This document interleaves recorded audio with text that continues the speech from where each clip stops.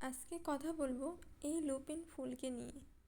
জানবো এই সুন্দরী বিদেশি ফুলটি বাংলাদেশে জন্মায় কিনা। এটি লুপিনাস গণে এবং ফ্যাবেসি পরিবারের একটি উদ্ভিদ প্রজাতি। এই গণে 200 থেকে 600-র মতো প্রজাতি রয়েছে, অধিকাংশই গুল্ম জাতীয় উদ্ভিদ। এদের আদি নিবাস উত্তর এবং দক্ষিণ আমেরিকায়। এই প্রজাতির বেশিরভাগ 1 থেকে 5 ফুট লম্বা, ভেষজ বহুবর্ষজীবী উদ্ভিদ। তবে কিছু প্রজাতি বার্ষিক এবং 10 ফুট পর্যন্ত লম্বা এবং ঝোপালো হয়ে থাকে। এদের কিছু প্রজাতি কয়েকটি দেশে আক্রমণাত্মক প্রজাতি হিসেবে বিবেচিত হয়েছে। তবে এদের কিছু প্রজাতি ব্যাপকভাবে চাষ করা হয়, যা মানুষ এবং পশুর খাদ্যের উৎস এবং শোভাময় উদ্ভিদ হিসেবে পরিচিত। এই উদ্ভিদ ফসলের জন্য ভালো সহচর, কারণ শাকসবজি এবং অন্যান্য গাছের জন্য মাটিতে নাইট্রোজেন বৃদ্ধি করে, যা জমি উর্বর করতে কাজ করে। এই বংশের মূল প্রজাতিগুলি সবই বিষাক্ত। বীজ এবং লুপিনের পাতায় বিষাক্ত অ্যালকালয়েড লুপিনাইন থাকে। অ্যালকালয়েডের কারণে বন্য লুপিনের স্বাদ তেতো হয়, যার পরিমাণ পাতাতে কিছুটা কম থাকে। এটি মানুষের জন্য খুব বেশি বিষাক্ত না হলেও পশুদের জন্য এটি খুবই সেনসিটিভ, কারণ প্রাণীরা অ্যালকালয়েডের প্রভাব সহ্য করতে পারে না। 20 শতকের দিকে জার্মান বিজ্ঞানীরা এর তিক্ত স্বাদের জন্য একটি মিষ্টি জাতের লুপিন চাষ করার চেষ্টা করেছিলেন, যা মানুষ এবং প্রাণীদের উভয়ের খাওয়ার জন্য উপযুক্ত করে তুলেছিল।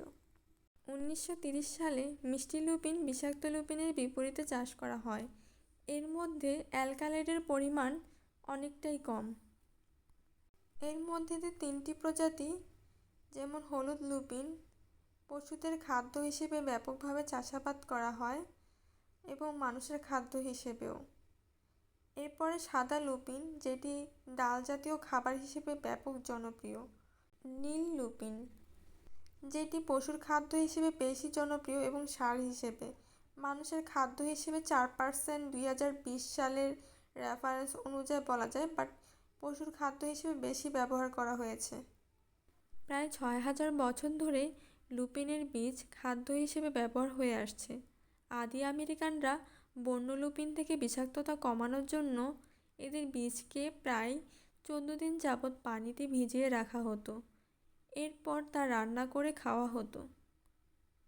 যাই হোক, বহির্বিশ্বে লুপিনের বীজ খাদ্য হিসেবে এদের বাজার এখনও ছোট, তবে বিজ্ঞানীরা আশা রাখে এর বাজার এবং বাজারজাতক আরও বৃদ্ধি করবে। লুপিন নামক এই সুন্দর ফুলটির অসংখ্য কালার রয়েছে, তাই কালারের ব্যাপারটা নাই বললাম। এবার আসি আসল কথায়, এই উদ্ভিদ আমাদের বাংলাদেশে আছে কিনা। হ্যাঁ, আছে। তবে এটি বিদেশ থেকে বাংলাদেশে আনা হয়েছে বলা চলে। বাংলাদেশের আবহাওয়াতে এটি কিন্তু শীতকালীন উদ্ভিদ। তারপরেও এই গাছগুলো বড় হয়ে ফুল দেওয়া পর্যন্ত গরমকাল চলে আসে প্রায়। যাই হোক, এটি যে বাংলাদেশে আছে এবং ফুল ফুটেছে তার কিছু প্রমাণ দিয়ে দিলাম পিকচারে। এই ফুলের বংশবিস্তার মূলত বীজ থেকে। ধন্যবাদ সবাইকে। যদি ভিডিওটি ভালো লাগে, লাইক, কমেন্ট অ্যান্ড শেয়ার দিয়ে মাই ফ্লাওয়ার্স গার্ডেন অ্যান্ড ফুলের পৃথিবী পেজটির সাথে থাকবেন। আশা করি সামনে আপনাদের আরও সুন্দর এবং নতুন ফুলের ভিডিও দিতে পারবো, যদি আপনারা আমাকে সাপোর্ট করেন।